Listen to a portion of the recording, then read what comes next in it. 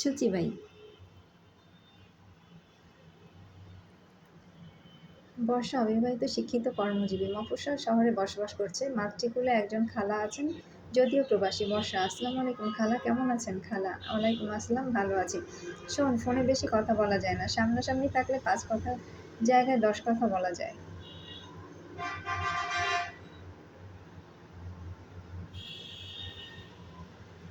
আমার সাথে সুপার শপে একটি ছেলে কাজ করে, বিয়ে করবে ভাবছি, তোর সাথে হলে কেমন হয়? বর্ষা: খালা, আপনি বিয়ে করেননি, আমি কিভাবে এই মুহূর্তে বিয়ে করব?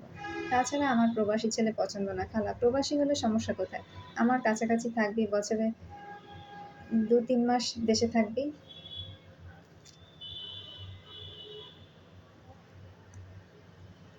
বর্ষা: না খালা, আমি দেশে থাকতে পছন্দ করি। খালা: তোকে কি একেবারে দেশ ছেড়ে ছাড়তে বলেছে? ছেলে আমার পছন্দ, ভদ্র, মাস্টার্স পাস, তার মাস্টার্স পাস মেয়ে লাগবে। আমি রাজি, পাকা কথা দিয়ে ফেলেছি।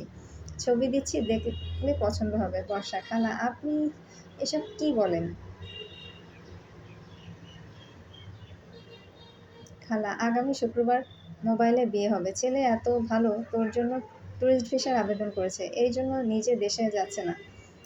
তোর কোনো চাপ নেই, 2 জায়গায় থাকতে পারবি। বর্ষা: এত তাড়াহুড়া করে বিয়ে, পরে কোনো ঝামেলা হলে কি হবে? খালা: ছেলে আমার পরিচিত, ঝামেলা হবে কিভাবে?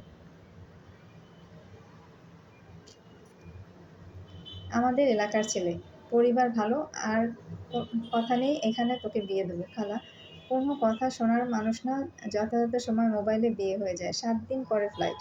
প্রথমবার বিদেশ ভ্রমণ, তার উপর অপরিচিত একজন মানুষকে বিয়ে করে। বর্ষা খুব চাপে আছে।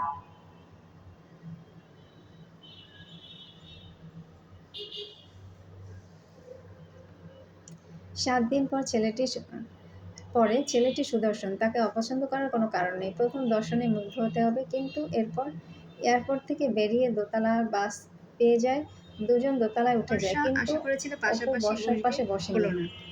রুমের দরজা খোলার সাথে সাথে একটি বিড়াল অপুর গায়ের উপর লাফ দিয়ে পড়ে। অপু টমকে পেয়ে খুশি হয়ে যায়। অন্যদিকে বিড়াল দেখে বর্ষা কিছুটা বিরক্ত। বর্ষা: বিড়াল কার? অপু: আমার। বর্ষা মুখে কিছু না বললেও ভাবছে বিড়াল নিয়ে কিভাবে এরা বসবাস পটি করবে। করে তার কোথায়? বিড়াল থেকে বড় বিছানা ছাড়া কথা। ঘুমাতে পারে না। অপু: এই ফ্ল্যাটে 2 রুম, একটিতে আমি থাকবো, অন্যটিতে 3 মাসের জন্য ভাড়া নিয়েছি, তুমি থাকবে। বর্ষা: আলাদা থাকবো? হ্যাঁ, আমি রুম শেয়ার করি না। বর্ষা আগে কখনো এরকম কথা শোনেনি। সপ্তাহে 6 দিন কাজে থাকলেও একদিন অপু বাসায় থাকে, সারাদিন 3-4 বার গোসল করে। বর্ষায়: এতবার গোসল করলে ঠান্ডা লেগে যাবে। অপু: ঠান্ডা লাগবে কেন? গরম পানি আছে, তুমিও গোসল করে আসো। বর্ষা: হায় হায়, কি সর্বনাশ! রুমে যেতে হলে গোসল করে যেতে হবে? বাসা থেকে কিছুটা হেঁটে গেলেই গ্রোসারি শপ। বর্ষা একা যাবে ভাবছে, কিন্তু অপু যেতে চাইলেও বাসায় সামনে দেখা হয়ে যায় ফরেন বান্ধবীর সাথে। কাছে এসে অপুকে হাঁক করে বান্ধবী স্থান পরিবর্তন করতেই অপু: তুমি দাঁড়াও, আমি যাবো আর আসবো। বর্ষা: কেন, কিছু ফেলে এসেছো? অপু: না, গোসল করব। বর্ষা: বান্ধবীর সাথে পীড়িতের অভাব নেই, গোসল লাগবে কেন? আমাকে এভাবে কেউ ধরলে আমি ওই জায়গায় পানি লাগাতাম না, ভাবতাম ধুয়ে যাবে।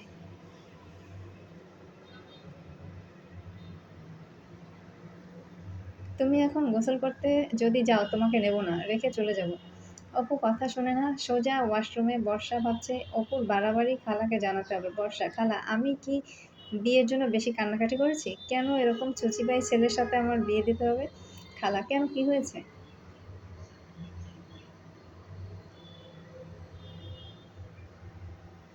ছেলেটি ফেরেশতা, আমার খুব খেয়াল রাখে, নিজের ছেলের মতো। বর্ষা: ফেরেশতা, এই জন্যই দৈনিক 5 বার গোসল করে, আলাদা রুমে থাকে, তার রুমে গোসল করে যেতে হবে বলছে, এই জন্য যাই না। তার মধ্যে আবার একটা বিড়াল পালে, আমি এমনিতেই কুকুর বিড়ালের বিছানায় ওঠা পছন্দ করি না। অপুর বিড়াল আমার বিছানা ছাড়া ঘুমাতেই পারে না।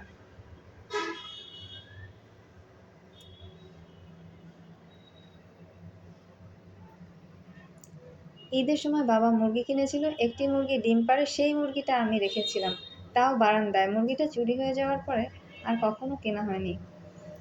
বর্ষার কথা শুনে খালা হাসতে থাকে। বর্ষা রাগ করে বাজার নিয়ে চলে যায়। দেখতে দেখতে 3 মাস কেটে যায়। বর্ষার ফ্লাইট কিছুক্ষণ পরে। আজও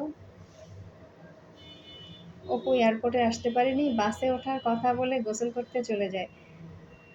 বর্ষা রাগ করে একা বাসে উঠে পড়ে, কিছুক্ষণ পরে নেটওয়ার্ক বন্ধ হয়ে যাবে কারণ প্লেন ছেড়ে দেবে। বর্ষা লম্বা একটা টেক্সট লিখে। অপুকে আমি মন থেকে আল্লাহর কাছে চাইতাম, হাজবেন্ড হাজবেন্ড আমার সবথেকে কাছের একজন হবে, কারণ আমার শেয়ার করার জন্য সে ছাড়া আর কেউ নেই। কিন্তু তোমাকে দেখার পর মনে হচ্ছে তুমি নিজেই চারপাশের দেয়াল টেনে দিয়েছো। সেই দেয়াল ভেদ করে যখন তখন তোমাকে ছোঁয়া যায় না। আমার ইচ্ছে ছিল ভিসার জন্য এপ্লাই করব, এখানে চাকরি নেব, কিন্তু এখন মনে হচ্ছে আমি এখানে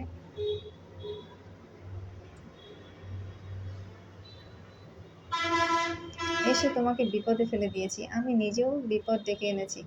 তোমার জন্য বাদাম, খেজুর, চিকেন রান্না করে রেখেছি। আমি প্রথমবার তোমার সাথে দেখা করব ভেবেছিলাম কি গিফট নেওয়া যায়, যদিও ছেলেদের পোশাক বা তাদের কোনো প্রসাধনী কেনার কোনো অভিজ্ঞতা আমার নেই। তারপরও কিনেছি, পছন্দ হবে কিনা জানি না। কোনো মানুষ 100% পারফেক্ট হবে না। আমার মতো হাজারো অভিযোগ তোমার থাকতে পারে। জানি না আর কখনো দেখা হবে কিনা। মাত্র ৩ মাসের অভিজ্ঞতা, আমাকে নতুন করে অপু খুঁজতে মন রাজি হবে না। ভালো থেকো।